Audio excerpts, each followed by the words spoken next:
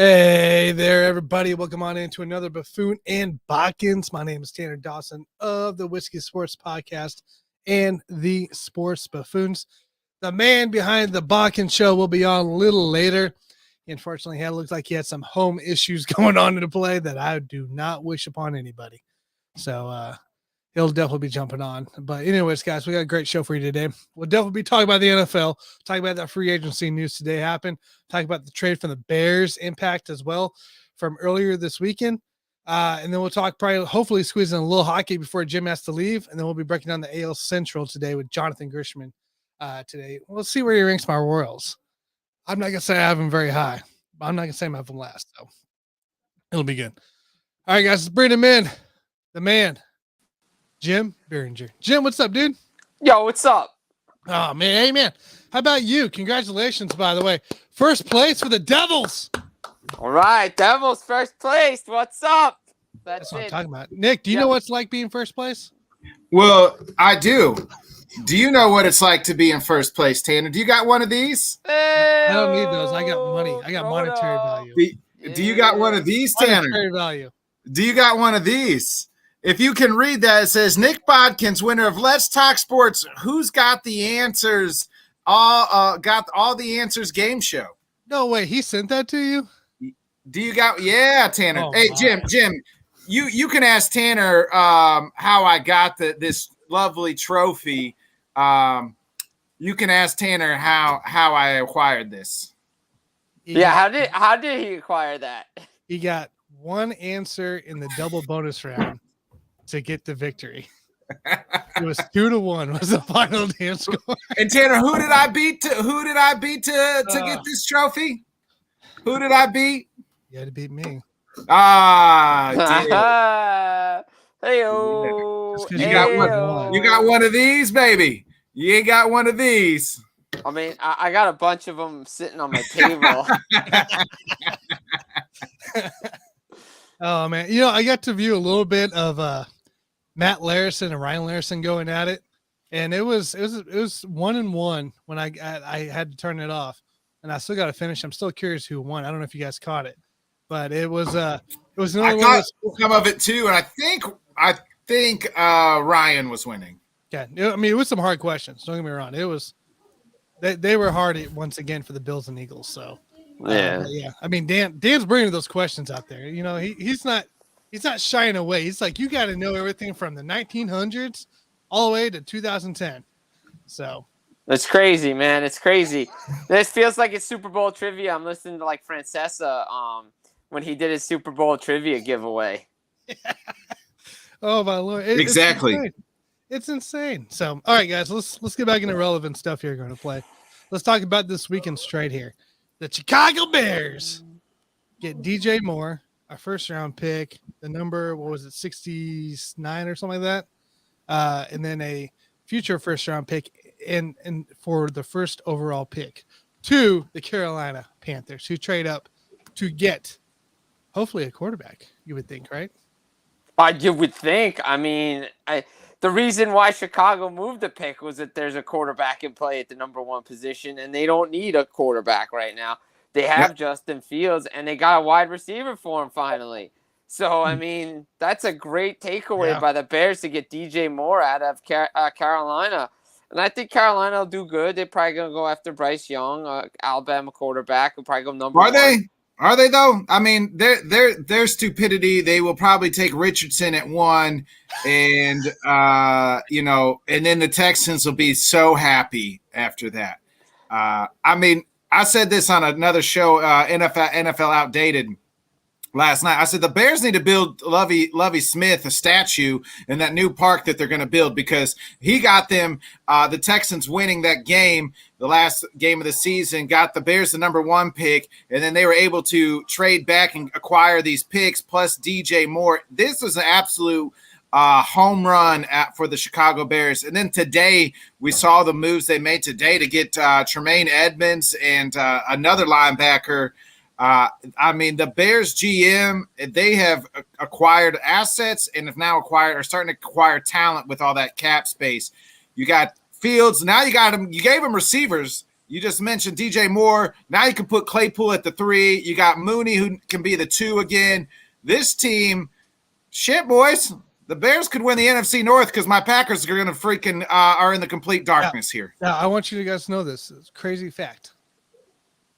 DJ Moore, in his, 5 years, technically has would have the highest receiving yards for Bears of all time. As a wide receiver. I mean, look, and now you got Fields with Moore. I mean, they're gonna tear it up. Bears. I mean, you think about it. I mean, Bears are definitely gonna challenge for a playoff spot. Could challenge for the division next year. They're only gonna get better. I like the additions, and you knew they weren't gonna keep the pick. It was just gonna decide who's had the best package because they were not staying at 1. Fields is the future of that team, and you could see he's just getting better and better. And, you have your franchise quarterback. You don't want to start this process all over again. They get him. Now we're going to see what happens, the rest of the way because, Nick's right. Potentially Carolina could be stupid and get Anthony Richardson at 1. And now, you've even set yourself back even further because Sam Darnold signed as a backup in 49ers. With the 49ers. Yeah. So you need to go quarterback here. They're going quarterback. I don't think it's just who, you know what I mean? Yeah.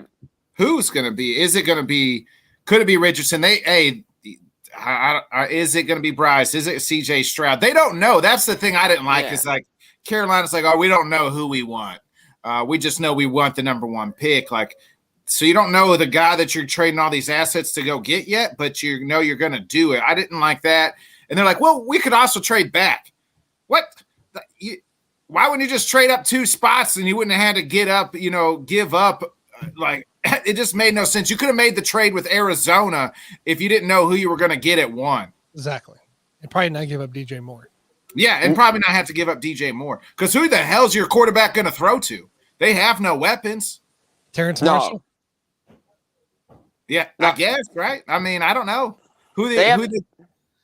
Unless they sign somebody – there's not many weapons for whoever's coming in. I mean, it's 2022 Giants receiving core out there. So there's not any weapons out there to get either, though, Jim. Like the wide receiver free agent market is, very thin. Right, exactly. And unless you draft a guy and you can figure out a way to get back in the first round and draft a guy, they kind of put themselves behind the 8 ball here. Not knowing the fact that who they're going to take. Like, you make this trade, you better know who you're taking, number 1, and that's your guy. No, by far. It's a lot of pressure, and it's right now all on the front office. Who are you going to go after this big move? So, because you lost C-Mac last year, in that now you lose DJ Moore. You still don't have a quarterback. Didn't know Robbie Anderson. They had which is do they still got Limp Bizkit, Chenault? I feel like he's on that team. I thought at one point. Chenault's still there. Yeah, he's still there. I mean, that's what I'm saying. It's like Terrence Marshall and Chenault in wide receiving court. It's awful. All right, let's hit on a different team here and pick on them. Let's talk about the Raiders out here letting go of Mr. Jarrett Stidham to the Broncos. Meanwhile, they go out and sign Jimmy Garoppolo to a 3-year, $67.5 million contract with the Raiders here. $35 million guaranteed. Yeah, $35 million guaranteed. So that's not bad, actually, for the Raiders. Bad deal. It's not a bad deal. I like the deal for both sides. It makes sense for both sides. If I'm the Raiders, that's the guy. I had this conversation too last night. Like, people were like, well, how come Rodgers isn't linked to the Raiders? I said, McDaniels wants somebody that he can tell what to go do and be in charge. You're not going to tell Aaron what to do and be in charge. Jimmy is a guy that's going to be a system guy, knows the system. Can he stay healthy? I would have liked him if they would have kept Jarrett Stidham as a backup because, as we know, Jimmy G can't stay healthy. So that I hope they have a quality backup. I still think they go out and draft somebody. I mean, don't you, Jim? I think they could draft somebody. I mean, again, where are they picking? They're like 8th, 7th or 8th.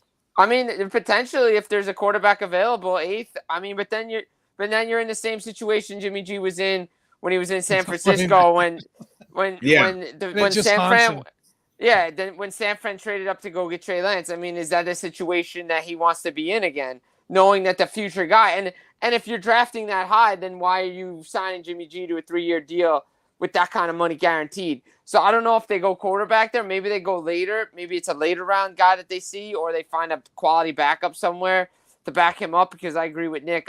That's the big concern is can he stay healthy? But the talent is there like it was in San Francisco. You got Devontae Adams, Josh Jacobs. I mean, this, way Jimmy can throw the football, this team's going to be good. It's just a matter of can they keep teams out of the end zone. Yeah. The Raiders draft 7th. So all right, so they draft. Yeah. 7th. Okay. Yeah. I mean, it's still possible. Very possible they go out and draft a quarterback to sit behind Jimmy. Will Levis or somebody like that, maybe. Yeah, because Will Levis isn't ready to come into the NFL right away. He's not. Like, there are a couple guys in there that are really not ready, to come into the NFL and play. Majority of them. Yeah, exactly. But even the guys in the past couple of years weren't truly, truly ready. Like, I think you need to have a guy in place that can mentor a guy along until he's ready, as we saw with like Kurt Warner and the Eli Manning situation. I mean, yeah, Kurt was looking over his shoulder, but he was a mentor because Eli wasn't ready. Like Rodgers sat for a couple years before he took the reins, and I think teams need to realize that. I know you're drafting high and you're drafting and expecting this kid to play, but these guys aren't ready. And I'm going to tell you right now, whoever drafts Stetson Bennett is going to have a quarterback that will be ready to play. Well, yeah, he's 35 years old. Of course he's ready. Exactly. He's ready to play. But playing in championship games. Right, exactly. So, I mean, guy's going to be 43 still win national championships. So. Love it. Let's hit on another team here. I thought was kind of interesting. The Chargers making another defensive splash today, signing Eric Kendricks from the Vikings. A guy that was all pro in 2019, a Pro Bowler. I mean, this is a Chargers team that continues to build a defense, yet so disappointing from last year. Now Austin Eckler is asking permission to seek a trade. They couldn't get a deal done with Eckler, so he's asking to be traded. Yeah, despite Keenan and Mike Williams both taking pay cuts and restructure their contracts, they still can't get Mr. Eckler done. And they're still signing defensive players to try to combat the AFC West. What's your guys' thoughts on that? Jim, we'll start with you. I mean, look, Chargers, we know their defense is good. It's the problem is they can't score a lot of points, or they can't, or their defense can't hold anybody because they're always on the field and they blow leads left and right. But they're shoring up their defense. But like you said, you need Austin Eckler to stay there because everybody else is taking pay cuts to stay. They have a good team. They have a good quarterback in Justin Herbert. But the problem is the AFC West is loaded. I mean, now you got Jimmy G with the Raiders. We know what Mahomes and your boys are doing in Kansas City. Like, we already know that. Sorry, Jim. I mean, we're talking the Raiders, and is Jimmy G really better than Derek Carr, though? Like, did they upgrade? I think it's a lateral move, to be honest. Are they not the same? Are they the same guy? Derek Carr at least stays healthy. At least Carr stays healthy. Derek Carr's on the field. Yeah. The best ability is availability. It's a lateral move though. Total lateral move. Total lateral move. The only difference is Jimmy G knows how to win games. However it is, however the heck he does it, he wins. He went to a Super Bowl, so and he almost went back to an NFC Championship game. If he stayed healthy, he probably would have. Well, he went to one last year. They were in the NFC Championship game in 2022. Yeah. It's a guy that knows how to win, and that's the benefit of leaving Derek Carr, because that's a guy who continues to struggle across all forms of pressure. But was that Derek Carr's fault? Some of them Raiders team, I don't know, man. I think Carr made some poor decisions, especially late in games with the football protection, mistakes. I think Jimmy's going to be better with clock management. He's going to understand situations a little bit better. Going to protect the football a little bit better. I think Derek Carr's got a better arm, deeper arm. I mean, that's what he can stretch the field better than. You can throw 90 yards all you want, but if you're throwing interceptions and can't win in the cold, what's the point of being a quarterback? Right, and Garoppolo's shown he can win anywhere. So yeah, He's won in the cold, and he's won not having to throw 90 yards. Right? Yeah, that's true. I mean, I'll give you guys. I just don't think that they're that much better with Jimmy G. No, I agree. I agree. It's a lateral move. I totally agree. It's a lateral move. But again, Raiders are known to do crazy things. There's some hope. Well, that's true. They're the Raiders. They're the Raiders. Meanwhile, I'm sure at the end of the year we'll see the Raiders organization be turned around again. So, we'll see what happens. New coach, new GM. That's right. Everything. All right, let's talk about the big one here that happened over the weekend. Jalen Ramsey getting traded to the Miami Dolphins. They also signed Mike White today to solidify that backup. So when Tua and the turf meet again, they at least have a eligible backup. Not that Cameron Sky Thompson, whatever, Skylar Thompson. Yeah, Skylar Thompson. Guy. He didn't do too bad by any means. But I mean, there's definitely a talent gap between Mike White and Skylar Thompson.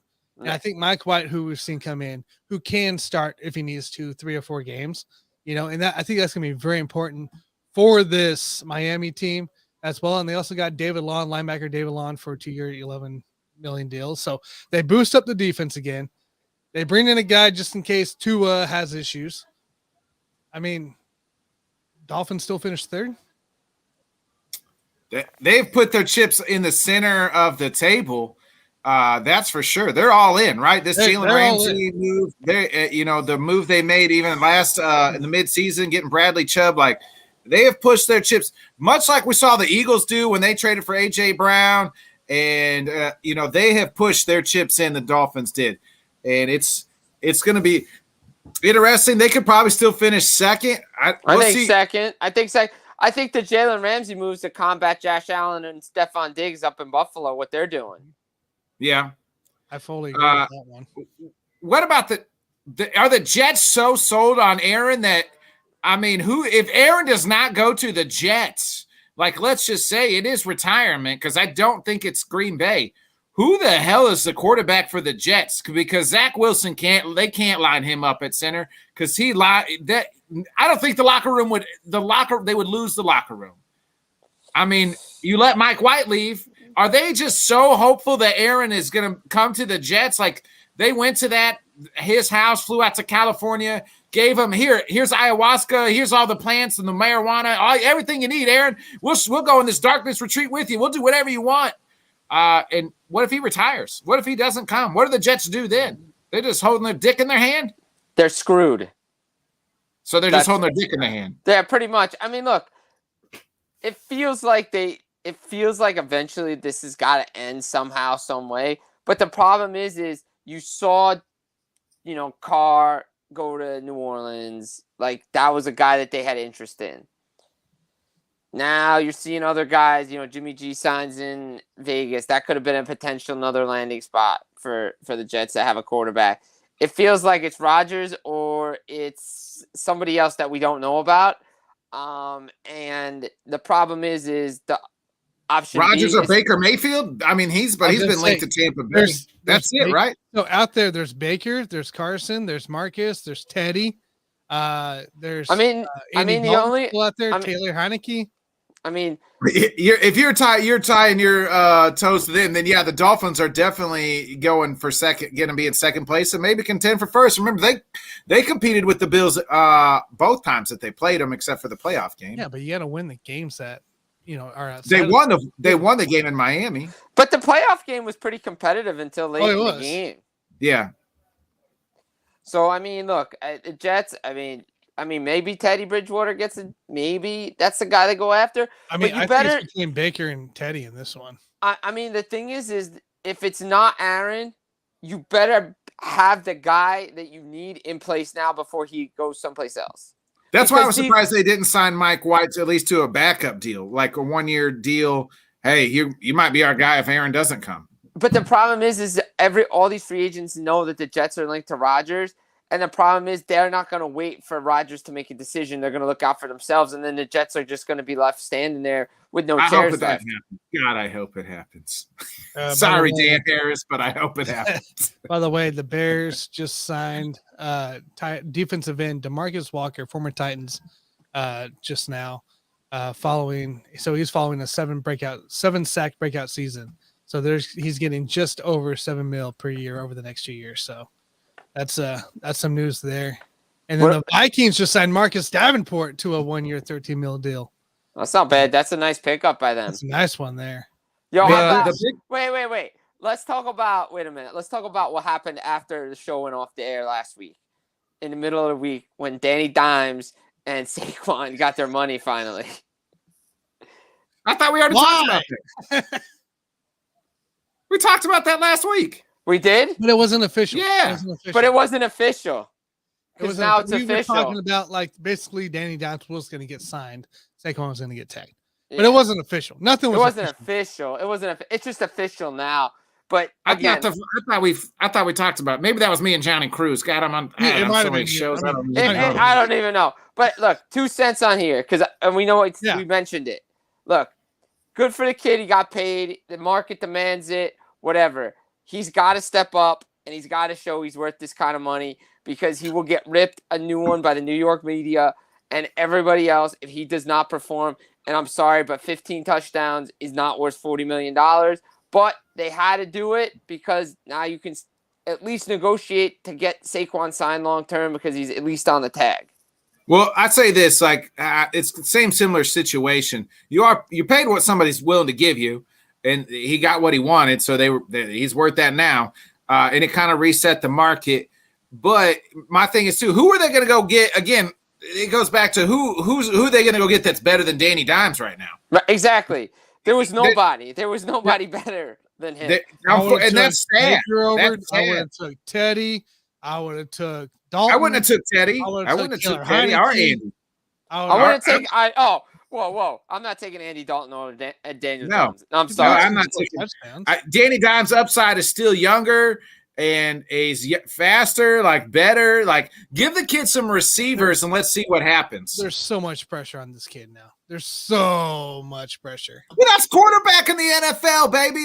And you're in New York. There's always going to be pressure. New York, right? That's even better. You just made the playoffs, right? With the first and you won a round. You won a round. You have to top it now. This has to be either meet or top. It can't be anything. They have to get back to the divisional round again next year. Big time. Yeah. You have to. You have to, and you have to improve on your statistics. Realistically, have to improve on your statistics. Do heads roll in the first year of Danny Dimes? No. Let me ask you guys this. Let me ask you this: who would you got? Who is their starting quarterback longer? Because is it Geno who signed the big 3-year deal, or is it Danny Dimes who signed the 4-year deal? Who's going to be their team's quarterback longer, Geno or Danny Dimes? Giants. I'm going to go to Giants. I think I'm going Giants too, just because I think even though it's a 4-year deal, if he continues to improve and the team continues to win and they get to deeper in the playoffs, they may extend him and renegotiate everything so they can, get more players in and everything. As we saw in Buffalo today, guys are renegotiating their deals and restructuring contracts to have salary cap space. So, I mean, that's something I just don't know. I think Seattle, the position that they're in, they'll probably end up somewhere down the road getting a future quarterback that's younger. I think Richardson's the best fit there. You sit him behind Geno for 2 years. You see what you got. And, I think they draft 5th or 6th. And that would be a perfect spot for Richardson to go, who's still a project and got a shit ton of athletic ability.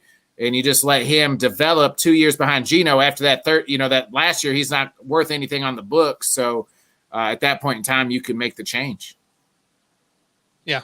I mean, I just see we saw it in the past with the Giants sticking with their quarterback with Eli, no matter how bad Eli was. Yeah, exactly. They stuck with him. They're going to do the same thing with Daniel Jones. No matter how bad DJ gets, they're still going to stick with him. Yeah, that's true. Jim, real quick here before we do let you go, because I know you're probably short on time here.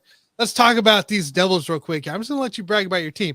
You are currently tied for first with Carolina at 94 points. You guys passed them I believe, yesterday. That is correct. So, I mean, what's our feeling? Do you think you got Carolina's number, or do you think it's going to be just one of these back and forth for the rest of the year? I mean, look, this is huge because New Jersey's not taking 3 games off the Hurricanes this season, and that's a big deal. That's a big deal. Last night, watching the game was a playoff game. It felt like a playoff game. The Rock was packed. Prudential Center down in Jersey was, they were rocking, and the guys stepped up. Like the guys that needed to step up in big situations. The goalie Vitek Vanacek, who hadn't had a great March, 32 saves shutout, big saves in big times. Jack Hughes 3 points, a goal, 2 assists. Jesper Bratt 2 goals. The guys stepped up when it mattered, and they wanted it more. They were hungry for this. And you know what? If they can continue to play well, put winning streaks together. Now, look, Carolina got some tough news. Potentially, Andrei Svechnikov, one of their leading goal scorers and point getters, potentially has a torn ACL, could miss the rest of the season. That's a big blow to a Hurricanes team. Yeah. And if the Devils can continue this, they could end up with first place in the Metro. I think that's something that they're going to want because I think they're going to want to avoid a first-round matchup with the Rangers. As much as I think they can beat New York, but if you can get that you maybe get 2 rounds of home ice advantage for a young team like that, that's going to big-time confidence boost for a team like New Jersey who's playing really, really well right now. They're finding different ways to win even if they don't have their best. So it's really interesting and good to see a lot. Devils really haven't had kind of this success in a long, long time. Best team on the road.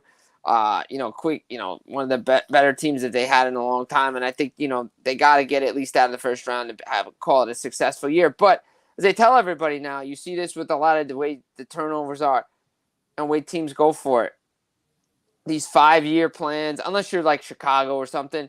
They're on a 10-year plan, Jim. Yeah, they're on 10-year. They're on 10-year plan. But if you're a team in contention that's growing and make moves to make the playoffs and you're in an upward trajectory, it's a year-to-year plan because you're going to want to win. Like, it's all about winning now. And I think you can see it that this team is ready to take another step this season. I mean, playing a home playoff game in the first round is exactly what you want. Exactly. You want Game 7. You want Game 7 on home ice.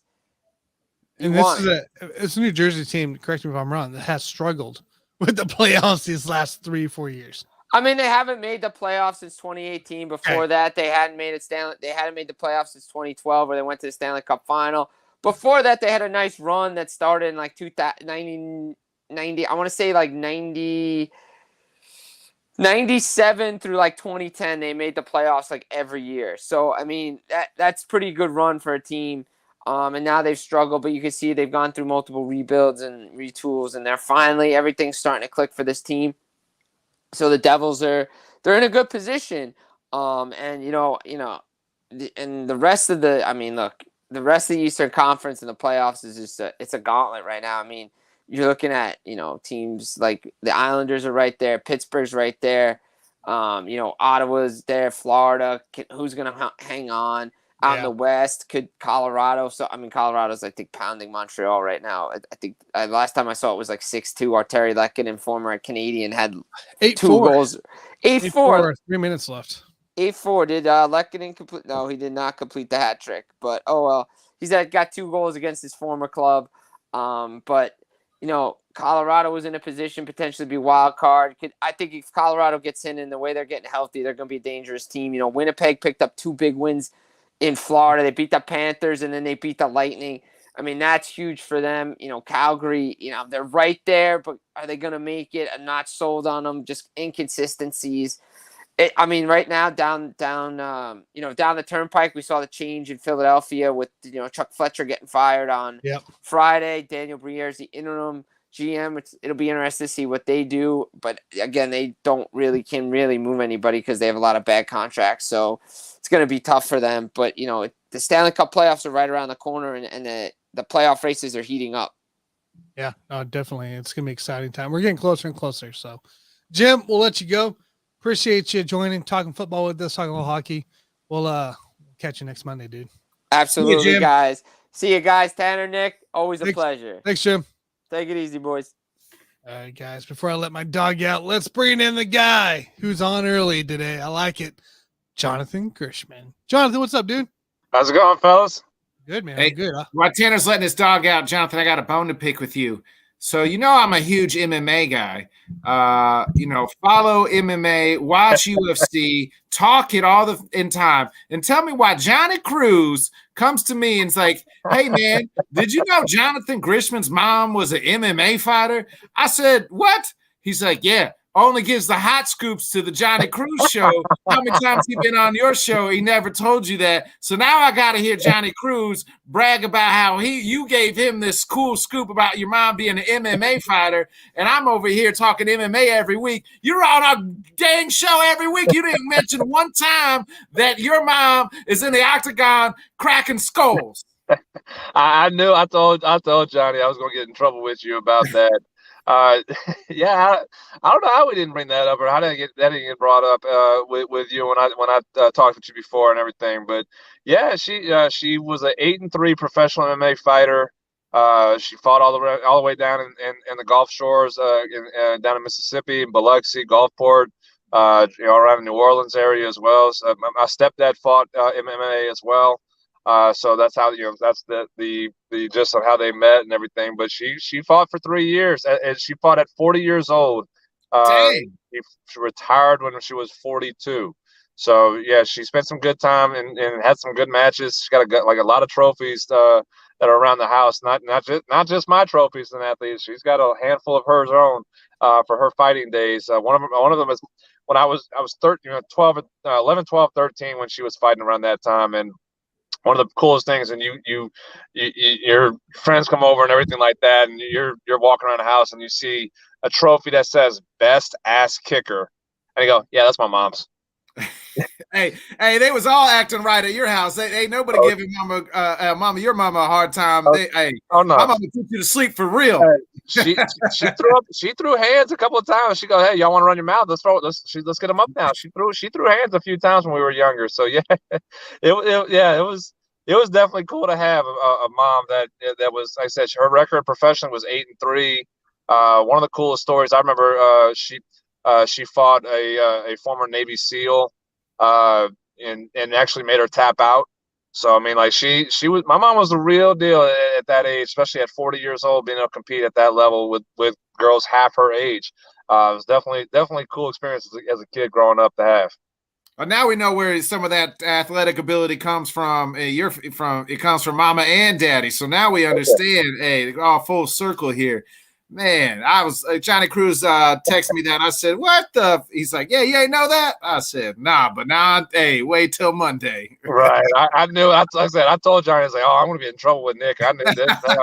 I know, but yeah, I mean, yeah, it was cool. It's a cool experience, and I got to train a little bit when I was younger with my mom, and just kind of learn self defense and use it as a way to stay in shape. And it was awesome. It was cool. The one thing though, I never got to. My mom never took me to her fights. That was one thing. I never got a chance to go actually see her fight. It was on. I got to see video recordings and everything, but I never got to see her fight live. That was something that she didn't really want us to do or anything like that. Which I thought that would have been the coolest thing, awesome to be able to see. But real quick, I know we want to get, but there was one story where mom's a nurse too. So there was one. All the guys that she trained with, they went to Biloxi, Mississippi. She was going to be essentially the team doctor, team nurse for them. And all of a sudden, one of the guys that she trained with goes, "Hey, got a fight for you." And I goes, "Well, I don't have my gear." And it's verbatim what she said.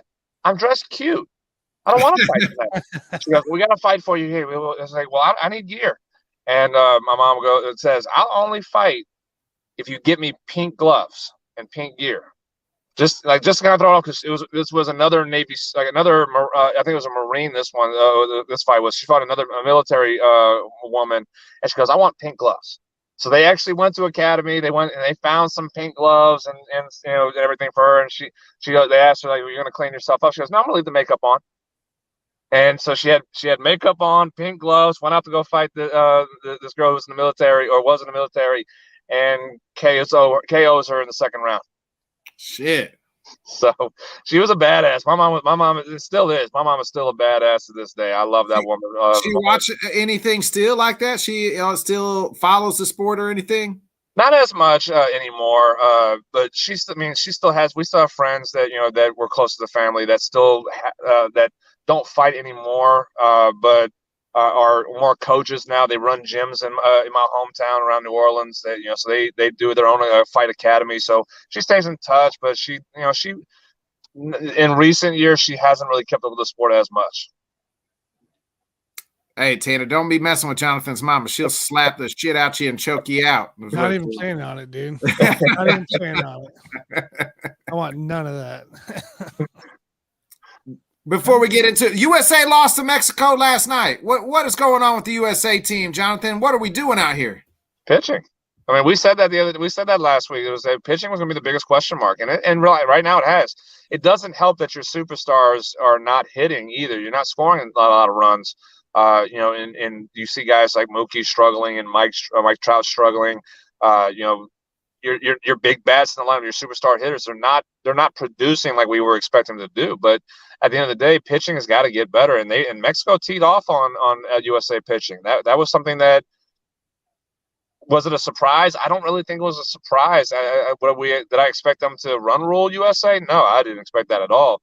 But I mean, the pitching side has got to get better, and that's something that I don't think that USA has the quality that we would expect that they would have, considering the talent level that's there. But that was a shocker that it was a one-sided game completely like that. I don't think anybody really expected Mexico to just come out swinging like the way they did. Not at all. I mean, that team was swinging the bat, and that's what you wanted to see. That's kind of what they needed to do, honestly. So it was definitely an interesting game for sure. Yeah, and I mean it's disappointing. It's disappointing because again, you're the defending champions. We haven't had a World Baseball Classic in 6 years, so you get a chance to really kind of get out there and reestablish yourself that hey, USA is still the kings of the sport, and you lose like that in your group. So I think that's disappointing. The pitching's just got to get better, and I don't know if they have the arms, the quality of the arms to get better in the tournament right now. Correct. I mean. Yeah, you're right there. It's going to be interesting to see if they can bounce back here in the coming days. So not a lot of time left. Well, I mean, Canada, that's going to be a good game tonight. Canada's been playing pretty well right now as well. So the USA Canada game could be the game that determines who's advancing. Yeah, you're right. Man, we could see US not even making out of the pool play here. Possibly. I think we do, but I mean that's going to be tough. That'll go probably up there to what was the what year was the Olympic basketball team that they got third place? 2002 maybe, something like that. I think 2004 because I think 2008 was the Redeem team. So the 04 group. I think if USA baseball does not advance, you're talking about for the sport. That's the similarity to the 04 U.S. basketball team not getting a gold medal and even finishing in third place. Just kind of disappointing feeling to that standard of what we were expecting the USA baseball to be. Yeah, I don't know. Whew. Let's hope not. Let's hope they figure life out tonight. Sorry, I guess is it tonight or tomorrow? Tonight. Yeah. They're like 10 o'clock or something like that. Yeah. Some weird. I knew it was late. The times are awful for these games. Well, they're not played in the U.S. This one is, ain't it? Yeah, they're in Arizona. Yeah, yeah. This one, the U.S. games are. I can see Japan and them not like those games, but these games are all played in the United States. Yeah, you have Miami hosting games, and Arizona's hosting games. Okay. Oh, that's complete spectrum on the time zone. Yeah, hey, trying to grow the sport, right? Let's put USA baseball at 10 o'clock at night to watch in the World Baseball Classic. Just great job, Major League Baseball, in the way that they did the scheduling. Doing it That's again. what I say. Way to go. And not let you watch the games, probably. Anyways, I won't get into that. So let's start here, guys. Today we are breaking down the AL Central. Those are my Royals. That was not a pretty sight last year, but hey, we'll see. New coach, new staff, same people. Going to be a new stadium soon. Downtown stadium still in the works. They got it down to 5 locations now, so it's going to happen, regardless if anybody wants it to or not. It's going to happen. So just be. I hope they just have the fountains. Can they keep the fountains? Can the new stadium keep I the know, right? fountains? I think in the rendition of it, the picture, it showed some fountains in right field still. So, which is I think the iconic part of it all. Yeah. That's gonna be interesting to see. I mean, again, I know that's the gist now is the downtown stadium, so you can build the entertainment area around the stadium and try to make them again. That's the Braves did that wonderfully with their Cobb County Stadium. But so I know that's the gist of being able to really have the entertainment side of it. I mean, but is that not something that they could do similar to building around Kauffman? No, Kaufman's way out there. It's not way out there, but it's enough out there that it just wouldn't work out. Because Kauffman right now, it's a bunch of under what do you call it? The housing isn't the best at all around it. So and then all you got really is a highway right there. You don't have much room. You'd have to literally buy out a bunch of retail stores or not retail, the fast food chains and the gas station. But it's just not enough land there. But you have the Chiefs there too, though. Chiefs are neighbors. Right. So yeah, I mean, you couldn't partner with, you couldn't do something if you're the Royals, you couldn't do something with the Chiefs to kind of build something next around that area. You would think, right? Like, or if not, at least still have a partnership and it just goes. If you are going to go somewhere, stay together. Because that's again, let's go to the Cowboys here in Rangers here in Arlington. They got their stadiums right there. They built and they just built. You talk about 20 years ago, that area where those stadiums are now, there was nothing. I mean, you had some retail, you had some some little restaurants here and there, but they built basically all of that on that land that they had for it, and it just has grown tremendously in that area. So I didn't know. I mean, I've driven past when I remember when I was playing in college out there. I drove past Kauffman and Arrowhead a couple of times here and there when we went to Kansas to play. So I vaguely remember the area as much of what's around the stadiums, if they have anything around the stadiums. Yeah, it's really not feasible. I'm be honest with you. Like if you're gonna put entertainment, I mean, it's just not gonna work out there. It's just not a good spot. So, I mean, if they want, obviously they want to do like John Sherman, the owner. He's from Boston area. He's been with Cleveland before. He loves these downtown stadiums. That's why he wants the Royals to get a downtown stadium because that's what that's what he was operating essentially. So, and he's willing to throw money out on it. Create his own little shopping, retail shopping food district with the stadium on top of it. Well, cutting payroll to be able to do that, I guess that makes sense again. Yep. So. You think David Glass would have done that before the World Series, but he didn't. So. We just had a bad team. That's all it was. Oh man. All right, let's break it down here. Let's start with our Cleveland Guardians. They finished 92-70 last year. They finished on a 2-game win streak, 7-3 last 10. 64 positive differential for this team as well. If we look here at their transactions, they signed Mike Zunino, a catcher there, Josh Bell for a 2-year contract, Brian Shaw from the White Sox for a 1-year, $3 million contract there. And they didn't really lose anybody particular. Kirk McCarty, Oscar Mercado, Tyler Krager, I guess you could say. He went to the Braves there. Cam Hill, Sandy Leon for the catcher. So nothing spectacular on a needing to, lose anybody. Sorry. But this team's definitely an interesting one. As we look across the board here for this roster, honestly, I think they dominate the Central again. I don't think it's going to be, I think maybe the Twins will give them a push, but I'm not seeing much out of the other three.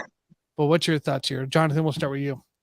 Yeah, I mean, it's kind of a sad division. I mean, besides what the Guardians and Twins have really have been carrying this division for the last couple of years. This is really, I mean, again, a 2-team race, and Guardians being they were the ones that have really stepped up and kind of elevated themselves to be the class of this division. They have a lot of talent. Again, I think that Josh Bell signing for DH and he's going to get some time at first base. Well, I think that's going to be a good bat in that lineup. Take the pressure away from what he had in San Diego, because joining that lineup, he didn't really produce like they were hoping he'd be, like he was doing in Nationals. So I think he's going to be a good addition to this team and going to be able to really kind of bring that extra power bat that they want and need, and make that lineup even deeper and better. They got some good arms into their staff as well, so you kind of have a pretty well-rounded roster that was already a really good roster last year. And as you said, it didn't really lose anybody on this team, but you've been able to add some pieces that can help the quality of the players that you have, the depth that you have. And if you have depth on your roster, on your lineup, you're in good position for this. So this is actually, I think, a sneaky team that could really push. And again, they had opportunities. They had opportunities in the playoffs. They just weren't as talented at that as well. That's another question: are they as talented as the teams that will be in the playoffs in 2023? That's to be determined. We'll see that a little bit more as the schedule changed now with less division games. So you'll see them compete against those other teams more so. So how do they stack up to the Yankees, to the Astros, to those teams that are going to be contenders in the American League? That'll be something that we see. But they're going to be a little bit better this year, at least as far as numbers wise, and with the division. I think this is a little bit of a sneaky team to see. I can agree. Nick, what you got? I think last year they were the youngest team, right? Like as far as like to win the division, fielded the youngest team. I mean, I think I got this team kind of repeating as champs. You just don't know everybody. I trust them and their manager. Terry Francona is one of the best managers in all of baseball, year in and year out. So they bring back 7 starters. They added Josh Bell, like you said, and Mike. They played really good defense. I'm just kind of looking at their rankings here. I mean, all 5 starters of the rotation are back. They got an elite defense behind them. So I think this team, again, man, I'm looking at some of this, what their rankings, their bullpen ranking, people had second, defense ranking second, overall power ranking 9th, best team in all of baseball. I think I like this team, man. I think they're going to win this division easily again. Yeah. And not even talking about the MVP candidate they have in Jose Ramirez and what he's been able to establish himself as well. So, I mean, you have the superstar that's lights out, one of the best hitters in baseball, who's not getting that recognition. So you have the MVP candidate. You have a deep lineup.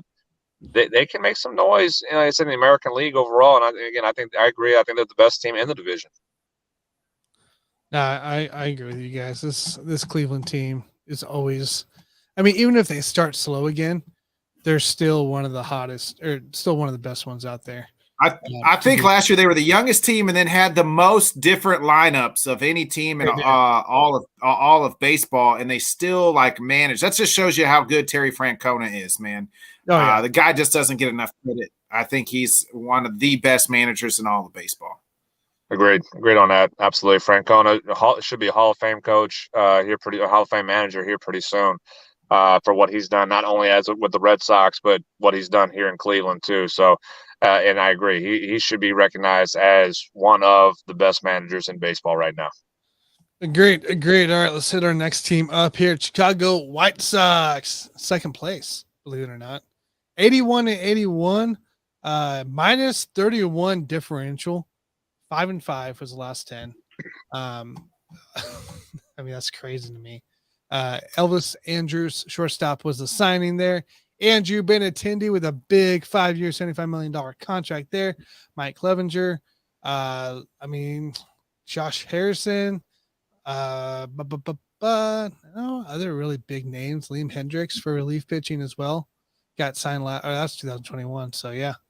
That was it there. Nobody really left except for the big guy. Abreu. That's it. Yeah, that was really the only big loss they had. They went and got Mike Clevenger. That was a decent signing for them. I thought it was pretty good. I mean, that's kind of what they needed. So looking here across the board at this White Sox team, honestly, I'm looking across here, and it looks like a team that's probably not going to produce a lot of power, but they're going to come in to the clutch situations. They're going to win those 3-2 ball games because they're going to be able to get guys on base. As far as the pitching goes, I think this is another pitching staff here that should be pretty decent, but it's going to be up to the offense. How can they score runs? Can they support them? They're not going to sit here and strike everybody out. You saw their last year, 16th earned runs, 5th in batting average, 19th in runs. here, and I mean they're missing a big key piece on offense. So, what's your thoughts, Jonathan? Well, this was one of the most disappointing teams in 2022, and The most disappointing team. No. I got one for you. But I mean, I picked them last year to win the division and basically run away with the division. And they had issues beyond the field as well with La Russa, manager, and the issues that he had with this group. Last year. So you bring in a new manager, you're trying to establish a new culture. Losing Abreu is going to be the biggest thing. Again, and talking about an MVP candidate, for the White Sox, who was the leader of this team. That's going to be the question: is who's now the leader of this group? Because nothing against Tim Anderson, but Tim Anderson is still immature to be that leader. You have Yohan Makeda, you have Luis Robert, but they're not healthy though. So I mean, there's a lot of question marks with this lineup.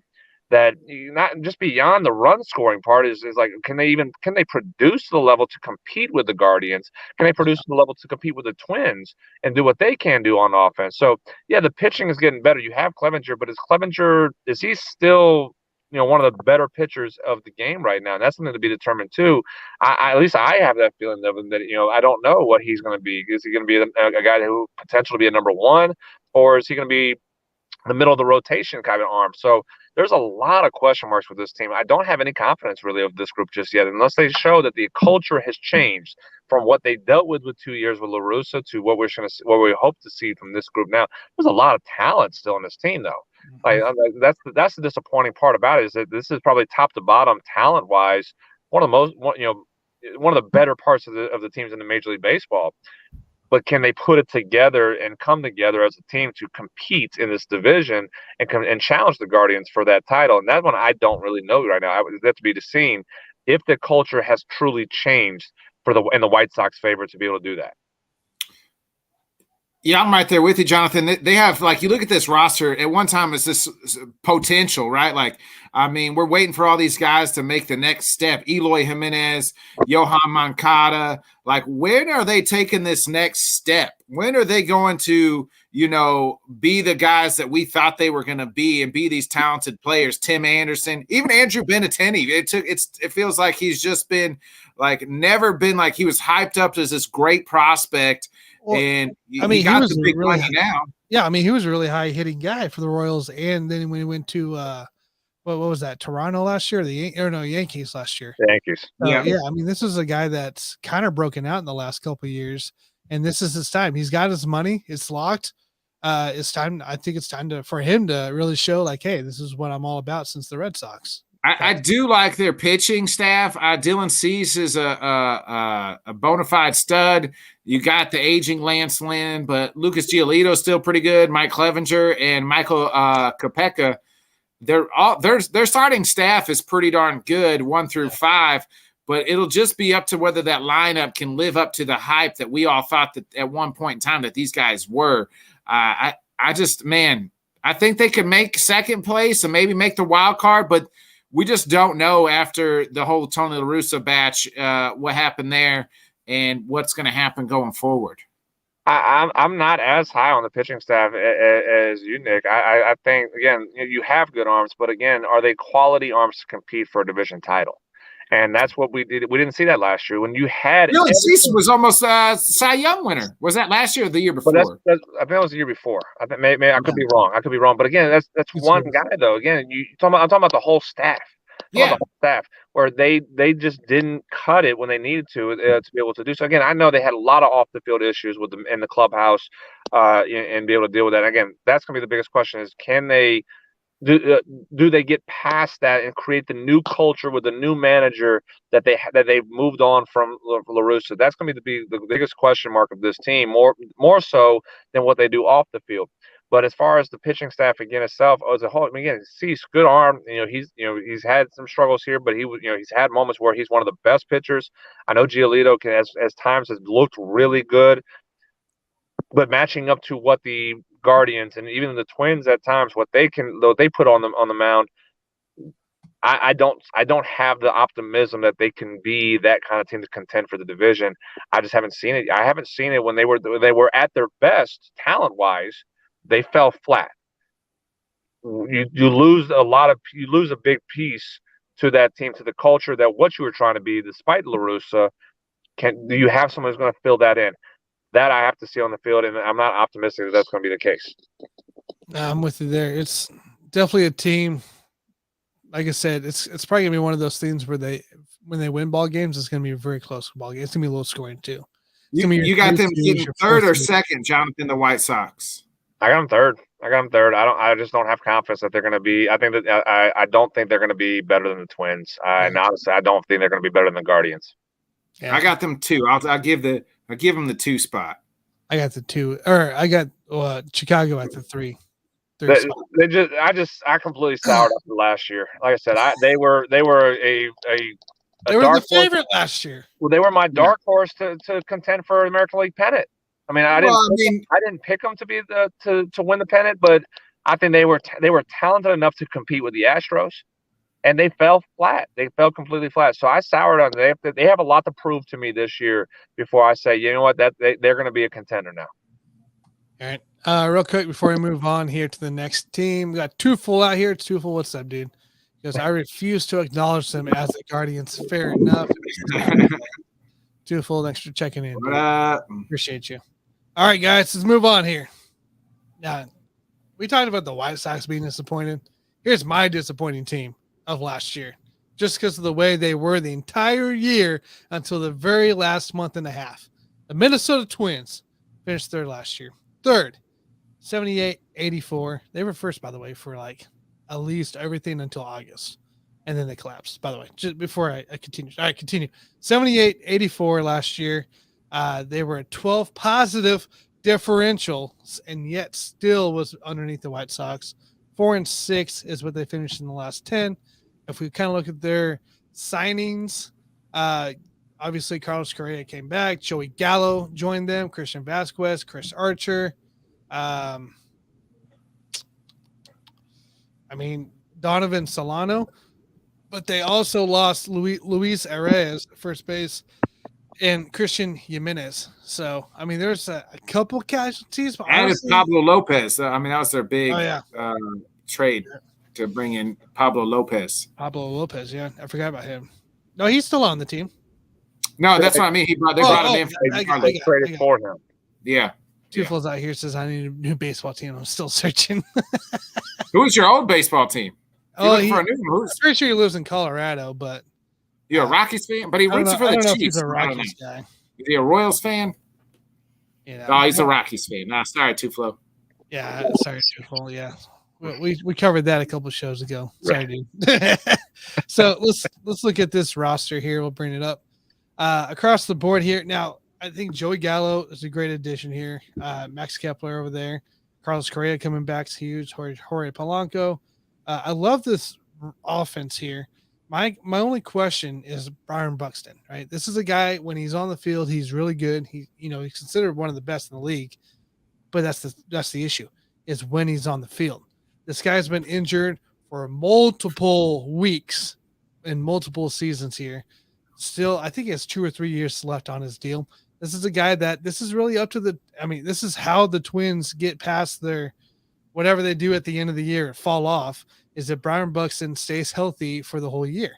I think the pitching staff's going to be all right. I like the relief pitching, but I'm really concerned on, I guess, the health of it, right? Carlos Correa failing those multiple physicals, and then Byron Buxton.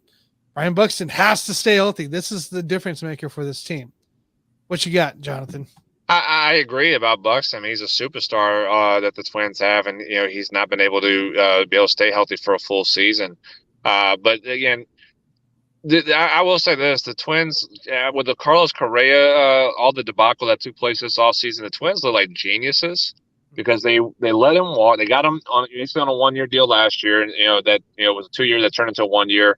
Let him walk, go see the market. Well, the market collapsed on him after the 13-year, $300+ million deals that fell apart, and they got him on a basically. I know $200-something million still is a lot of money, but based off the value that he was trying to get, they got him in a pinch on a dime, basically. So on that deal too, right? So the Twins initially offered him the same exact deal he ended up signing for. Yeah.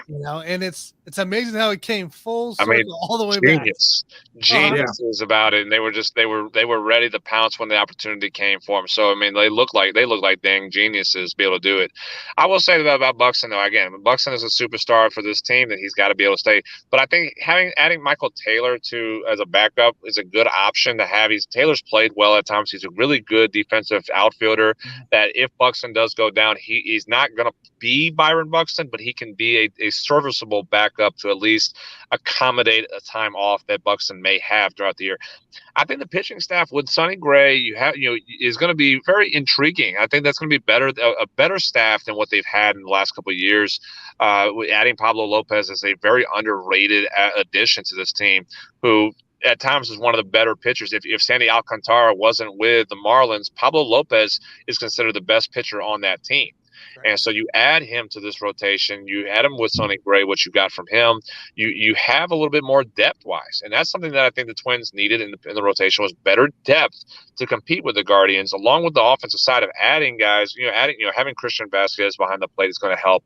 Gallo may have a bounce-back year. We don't really know, depending on how the shift, as we see that the teams found a way to still do the shift on Gallo despite the limits on the infield shifts that they've done.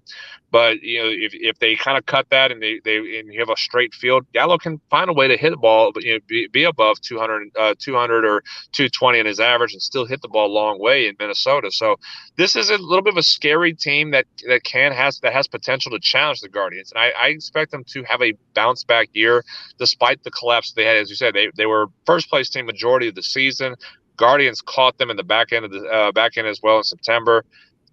They just completely fell off the cliff. I don't see this team with what they have depth-wise. If they stay healthy, and that's a big if for this group, if they stay healthy, they not only will pass the White Sox, but I think they can challenge the Guardians for a division title.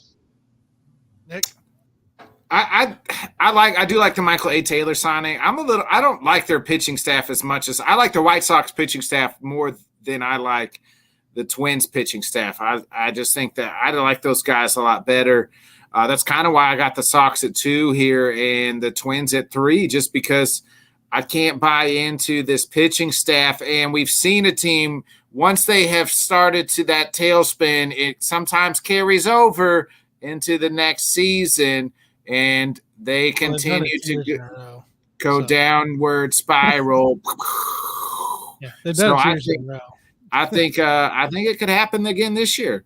I'm not buying into the Twins yet. I do kind of like their lineup. I just like the potential. I know we say that about the White Sox and how disappointing they were a year, but I like the White Sox potential with their pitching and their hitting better than I like the Twins. So that's just kind of why I got the Twins at the 3 spot here. Well, but here's the side. I mean, how motivated right now is Carlos Correa after what he went through this offseason?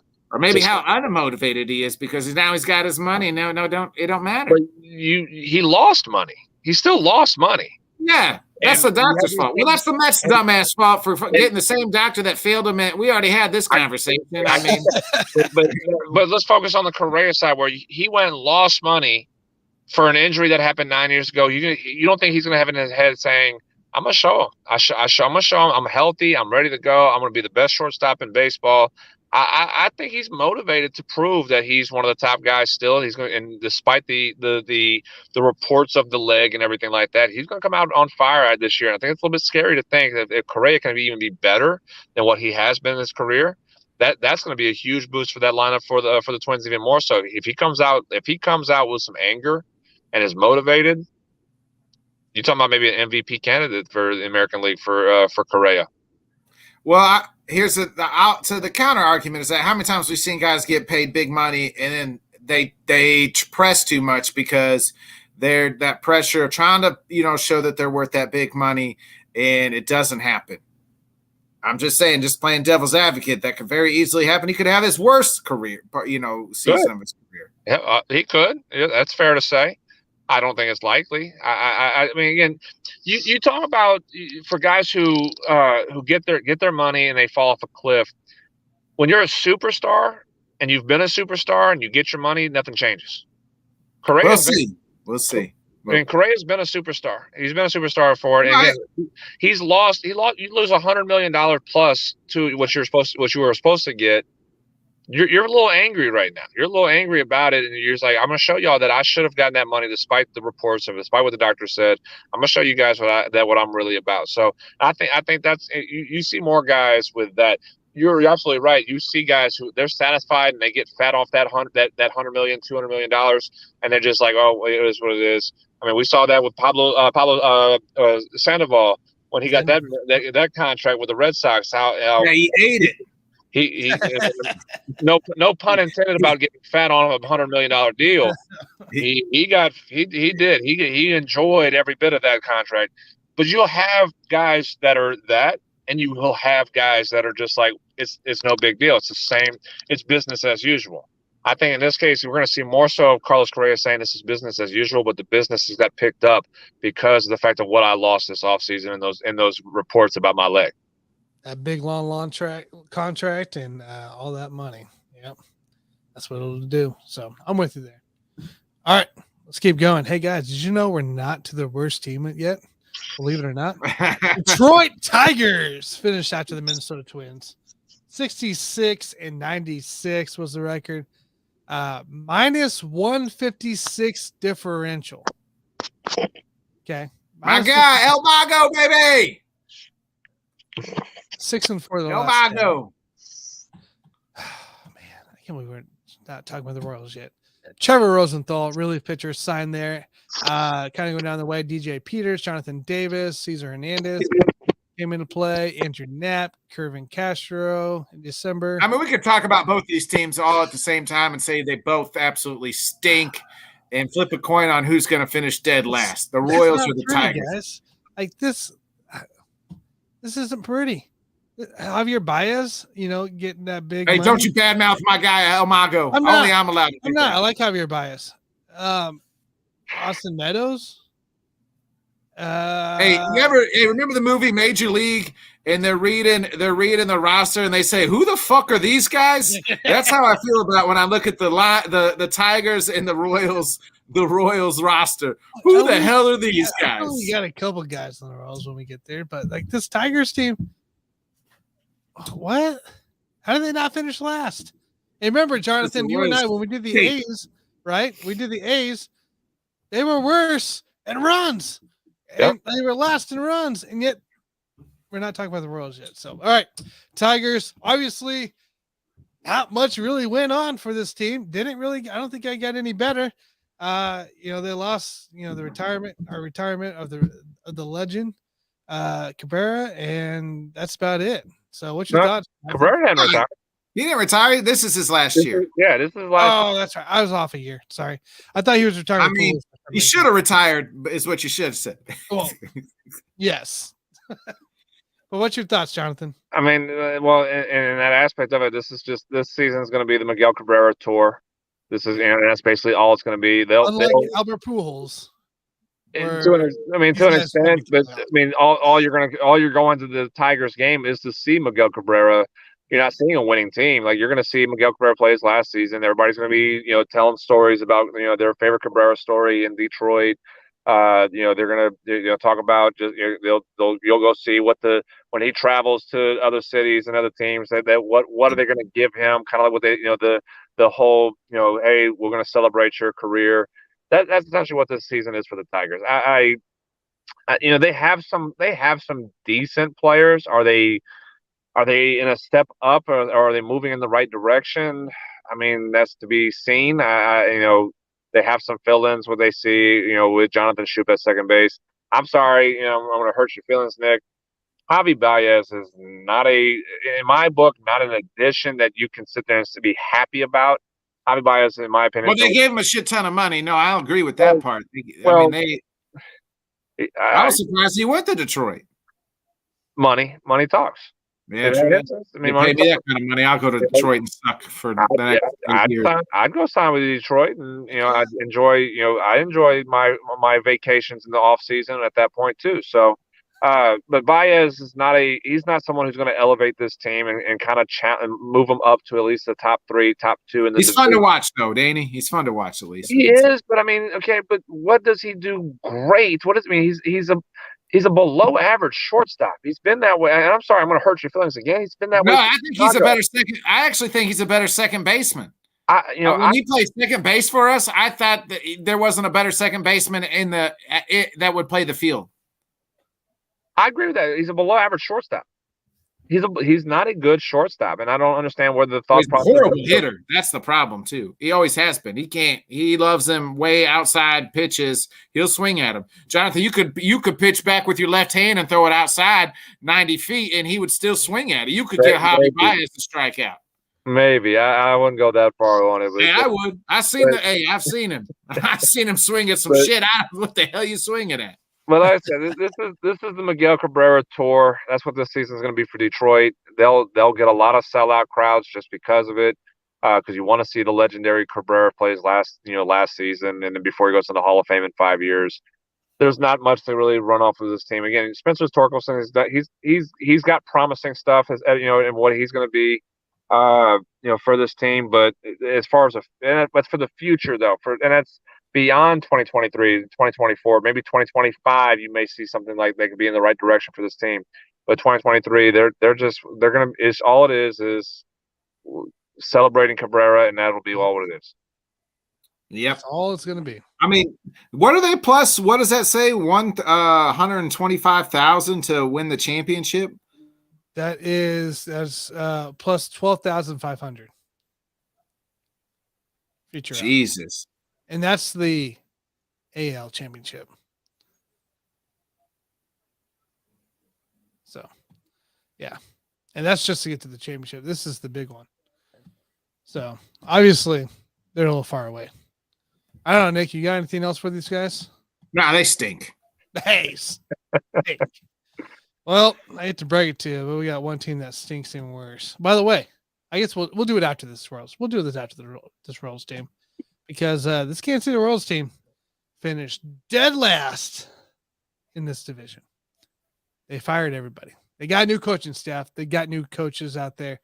They brought in some guys. So we'll see here. My team, the Kansas City Royals. So we finished 65-97, minus 170 differential, 3-7 their last 10. Their transactions. Honestly, you might as well just make fart noises, but our oldest Chapman came into play. By the way, my middle brother, he was down there watching the Brewers and Royals play, and my middle brother said he was pumping 102, and he was looking good. So, I don't know. Maybe good trade bait later. Zach Greinke re-signed. We signed Jackie Bradley Jr. to a minor league. Those are all great moves 5 years ago, Tanner. I know. I'm aware. Trust me. I'm aware. You don't have to tell me the story. So let's take a look here at this Royals team. Looking across the board, a lot of minor league guys coming up into play. Edward Alvarez was really good last year until he got hurt. Hoping he comes back stronger and better there. Hunter Dozier needs a bounce back year. Bobby Witt Jr., he looked really good last year. Hopefully he can just continue working and getting into speed there. Vinny Pasquantino, big hitter, was one of the guys that kept sending up and down all year long. But when he was in the majors and the minors, this guy was hitting bombs until he got hurt as well. So hopefully they can stay healthy. And then Salvador Perez, what else can you say about Salvi there? As far as the pitching side, Brady Sr., honestly, is the best pitcher on this team. And he could be at least number 2, number 3 on a lot of different teams as well. Outside of that, not really fancy on that. Josh Stallmont, Amir Garrett still coming into play for the relief side, and our oldest Chapman as our closer if he sticks around. So, look, this Royals team, I wanted more on the pitching. I wanted more, I guess, effort around the pitching. So it's going to be interesting because we got a lot of young guys that's coming up here in this play. So, Jonathan, what you got for these Kansas City Royals? So it didn't give you a little vote of confidence that Brady Singer guy absolutely got lit up last night against Mexico either. Great. I mean, Yes. you talk about young talent. They have, again, Bobby Witt, who's from the Fort Worth area here. He's Yeah. grew up about 20 minutes from where I'm at currently right now. He's very bright future and a making of a superstar if he Gotta get continues that in that path. signed. So and I say that you have again. You've got decent pieces. It's just a matter of developing them and continuing that direction to try to go. I agree they're going to have some trade pieces that again Chapman's not is a long term play for the Royals, especially this season. He's a trade bait. You sign him, hope he regains form of what he was, and you can trade him to a contender for some more prospects, get a little bit of extra cash thrown in, and then be able to kind of use that money later on in the off season of 2023 to go to 2024. Actually, and you may feel a little differently. I think Salvador Perez could be on that list as well as a potential trade piece, just because you got it. He's not a piece that's going to help you win right now. He's Yeah. your best player on the team. He's your best player on the field. Utilize what he's going to be. If he can bring you some more players and more prospects to get a little bit younger and a little bit more talent wise as well, I think that's an option that you have to look into. And I Yeah. think that's going to be hard. That's almost Wilson Contreras type for the Cubs, Yeah. looking at the aspect of. So, and Yeah. I'm sure MJ Melendez is a good bat behind him too. A good catcher. He showed it last year when he had to fill in during Salvy's injury. It's not a bad replacement. You know what I mean? Going to a younger guy by any means for this team. And even so, I mean, again, I'm sure Nick and the Cubs fans all Cubs fans will say they probably should have traded Wilson when they had the opportunity in the 2022 season, just to say, hey, we're going to better the team instead of letting him play out and then losing him in free agency. I don't know Perez's contract status for the right now, but at the same time, if you can get some pieces to continue to get the depth on this roster, that's what you need to do. Because again, you're not playing for 2023. You're kind of like the Tigers. I said that you're playing for 2025. Royals are playing for 2025. I don't even. I'm not so sure 2024 is in their realm. 2025 is something where you really look at yourself and say we can be a contender in 2 years, 3 years. Salvador Perez is not going to be that for you. So they have some trade pieces that you can really say if you go perform and we'll get something for you and we'll put you on a contender and you can go win you a ring and continue your career on from there. But the young guys they have, like I said, they got a nice little nucleus of young guys that they can hopefully build over the next couple of years, starting with Bobby Witt Jr. being that key piece. Yeah, Salvy is under contract through the 2026 season. Will be a free agent come 2027. So maybe I'm wrong as far as keeping him. Unless he just says I want to be on a contender, which that's very possible because right now they're not a contender this year. They won't be a contender in 2024. 2025 they might be. So does Salvi want to stay for 2 years of losing to wait for 20? Yeah, so that'll be the conversation, I'm sure. And with the respect they have for Salvi, I'm sure they'll sit down and say, well, you can stay and be part of the rebuild for the next 2 years, and then reap the benefits when you're in 2025, 2026, when your contract's almost up, and we'll figure out how to do what you need to do, or let's go ahead and move you now, because you can get with that kind of contract, you can get a pretty good haul of prospects because that's control. You have 3 years of control with them. So a team is going to be like, hey, we get to have Salvador Perez, who's one of the top catchers in baseball now. Yeah, we'll definitely do that. So we'll give you 3 top prospects and probably a couple mid prospects to fill in and say, hey, we'll make a deal then. So that's a very favorable contract that you have to make a deal at the deadline this season and really benefit the team in the future. Don't forget, new front office, new coaching staff. People aren't there to protect Salvi that had him throughout the last 10 plus years. So yeah, but you gotta remember that too. But at the same time, they're not those guys who they brought into the front office and coaching staff. They know who he is. They know what he means to the team. They know what he means to the franchise. So it doesn't get unnoticed anymore. Just because a new group, a new regime takes over. It's not like football in the NFL where a new coach comes in, a new front office. Hey, we appreciate your time. We'll send you somewhere, and hey, we'll talk to you at some. We'll see you in the vacation. Baseball is a little bit different as far as how they treat the veterans of their franchises and say, hey, you know what, you've been a mainstay here. We'll give you a chance. We'll give you an opportunity, and if it doesn't work out, you're not happy, we will do what's best for you at that point. We'll make a deal that's going to benefit us but we'll do a deal that's going to benefit you. We see that all the time in baseball. We don't see that in other sports. We don't necessarily see that in, but baseball, you see that quite a bit. Fair enough. Nick, what you got?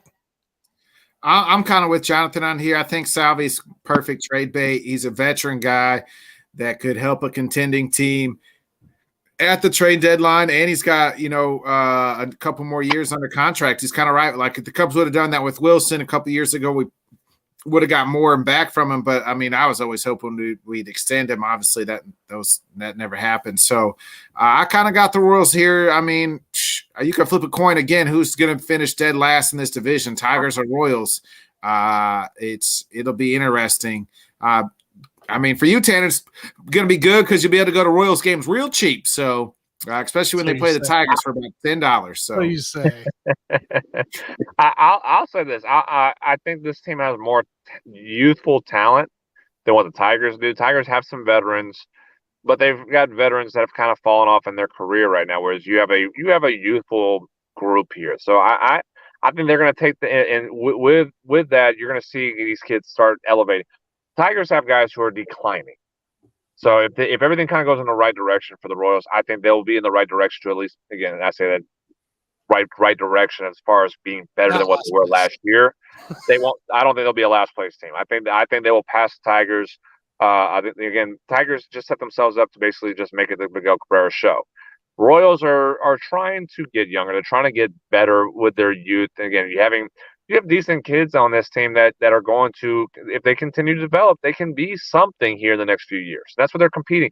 When you're a young prospect that you're getting a chance with the big leagues, you're not necessarily playing for now. You're playing for your future with the club. Because you're under control. You already know you're under control. At some point, you're not really guaranteed. So you're playing to try to establish yourself for the future with this team. So unless you're Bobby Witt, which Bobby Witt is going to be part of this team for the now and future. But young kids on this team, they're playing to be part of the future conversation. So I don't see the Tigers in that same category that they're in that the Royals. So I think this Royals team will be better than what they were last year. They'll be better than the Tigers and in a better direction future-wise over the next 2 to 3 years. I'm with you there. I think the team for sure won't finish last, but I think it's gonna be up to the pitching again because we saw games where they were lights out, and we saw games that they were giving up. It seemed like 13 runs in the first inning. So it's gonna be all about what happens on that pitching staff. I'm not too concerned on the offensive side. And just go a step further as far as for Bobby Witt. I mean, they were talking about this in the broadcast last night. I mean, Royals sent him to the World Baseball Classic to be on that roster, and say, hey, even if you don't play, which you probably won't, you get to be around Hall of Famers. You get go work with Ken Griffey Jr. on your hitting. Go talk with Mike. Go with Mike Trout. Go talk with Mookie Betts. Go talk about what it's like to be a professional baseball player at the major league level. Go talk to those guys, the Hall of Famers, and ask them what it's like and what it was like for them. Go learn. You see guys like we had that with a dream team in the '90s where they sent Christian Leighton there basically to go play. You're not going to play on that team, but you're going to learn what it's like to be a professional. Right. Bobby Witt, go be on the team. You're not going to play over those guys. You're not going to be a shortstop for them. You're just going to be there, but go learn what it's like to be a professional from some of the best guys in the game today and the best players of the game of the past that's on that staff as well, and see what that does for him. I think that's going to be a huge boost, not just for this season for Bobby Witt, but as well as for the future for his career. Fair enough. All right. I think we're ready to call it here. Jonathan, you got anything good coming up this weekend? Tournaments? Yeah, we have one of our teams playing. My younger 14U teams in action. We had 4 teams this past weekend. It was a very busy weekend for me, driving all over the Metroplex here in Dallas-Fort Worth. We had some exciting games. Our teams got some opportunities. We had our 10U team finishing 4th out of 20 teams this past weekend. That little group. Those girls on that team are absolutely fun to watch. They're exciting. They play some good ball. So I love that group very much. Just because again they are scrappy and then play well. Our 12U team has some growing pains. There's a new group that they're getting kind of their feet wet with us. I got to be on a baseball field coaching again this past weekend, helping out my 14U baseball team. That was a lot of fun, and I'm it's been really been 5 years since I had an opportunity to coach baseball in select. So I got a chance to kind of reestablish that part and be like, oh, that's what it's like to coach baseball. Okay, yeah, that's fun. Yeah. So we had a lot of games, a lot of opportunities this weekend. Like I said, we have one team playing this weekend, so a little bit of a slower weekend, so I can get some rest a little bit and catch up on some sleep after the daylight savings I know, right? time this past weekend, Ugh.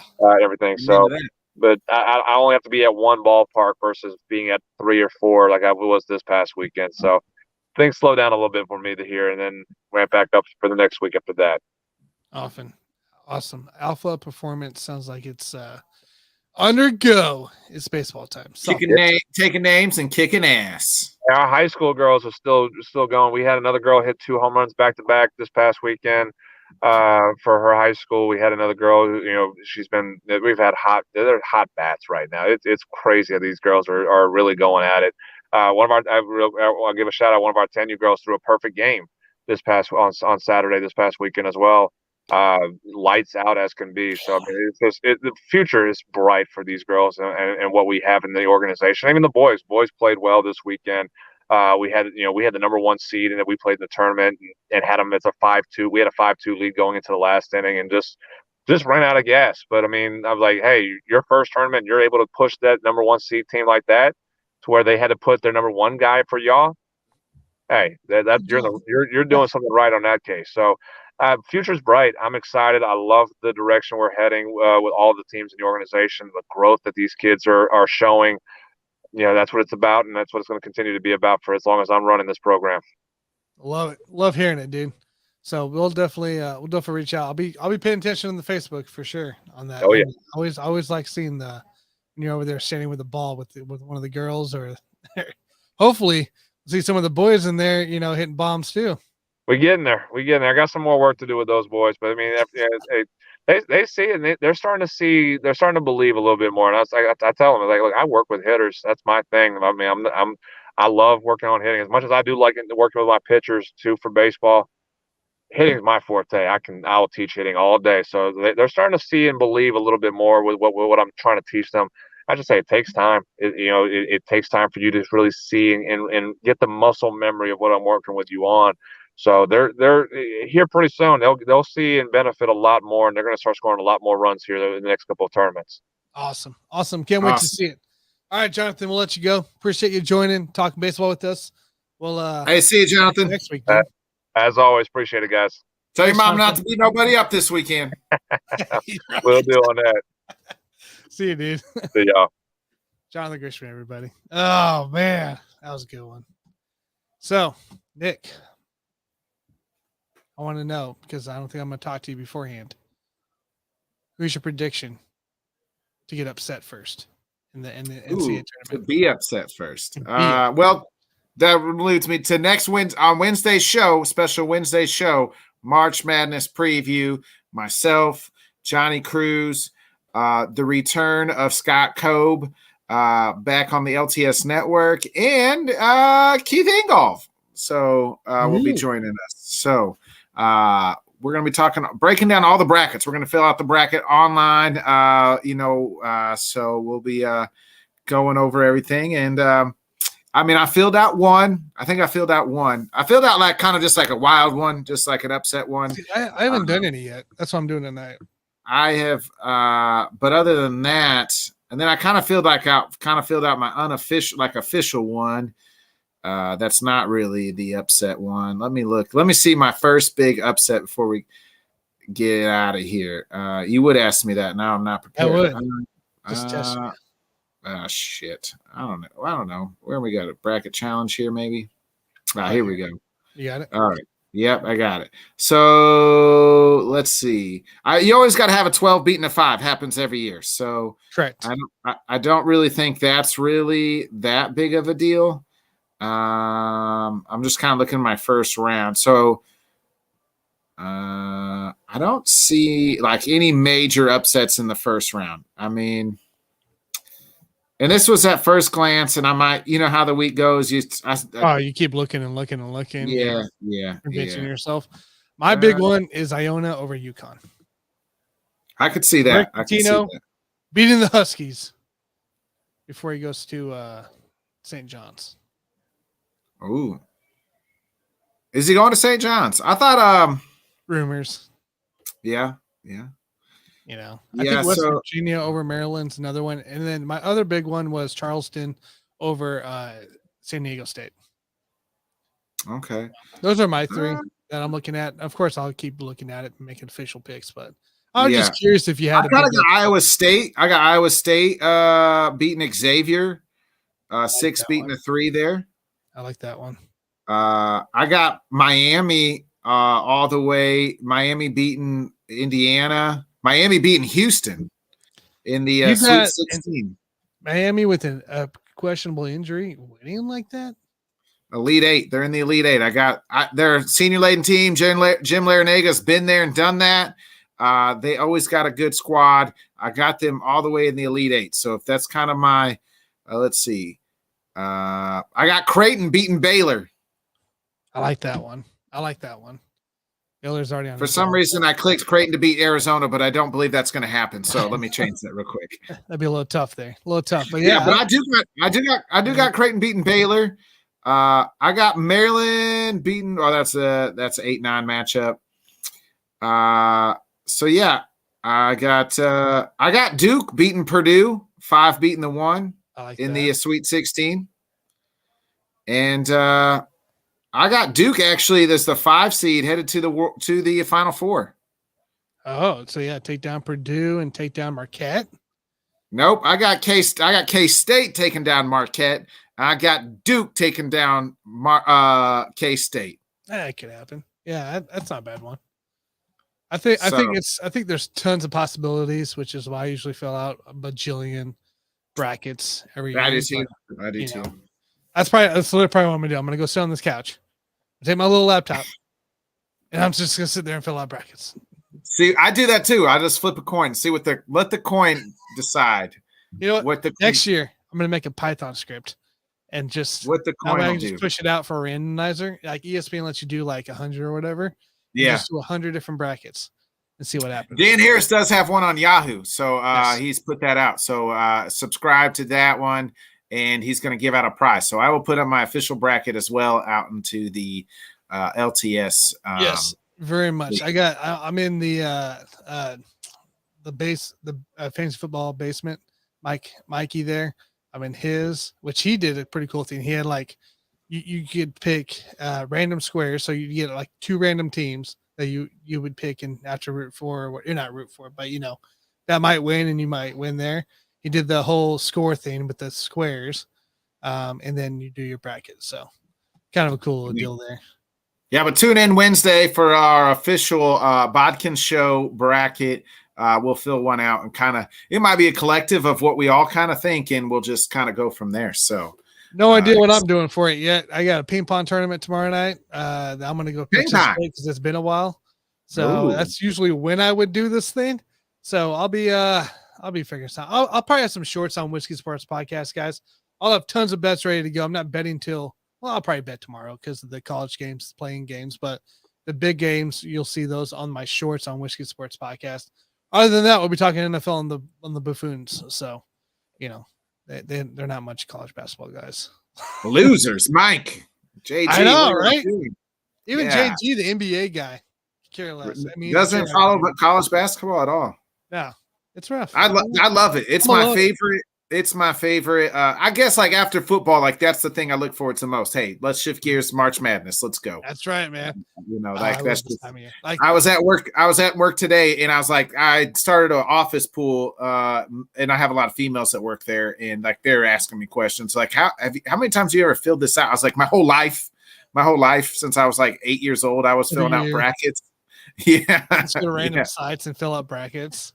Yeah, I was like, I don't know anything else other than sports. So yeah, I fill out brackets. Like I know how to fill this. Like I've been filling this out since I was 10, 8, 9, 10. I mean, there's probably 3 out there that are like 15 C's that win the whole thing,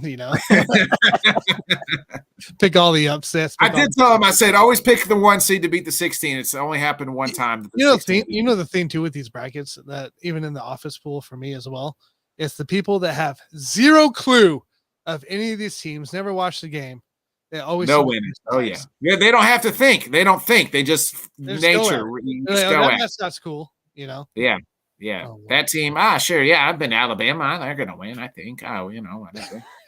All I right, like that. guys. Well, make sure you guys tune in to Bakken Show for the NCAA preview there, and tune in to my channel here. Get the bell because I'll have some shorts for you as well for some bets out there.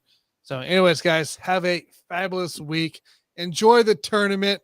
We'll be probably talking about a little bit about on Monday coming up next week. So, everybody have a fabulous week. We'll see you later.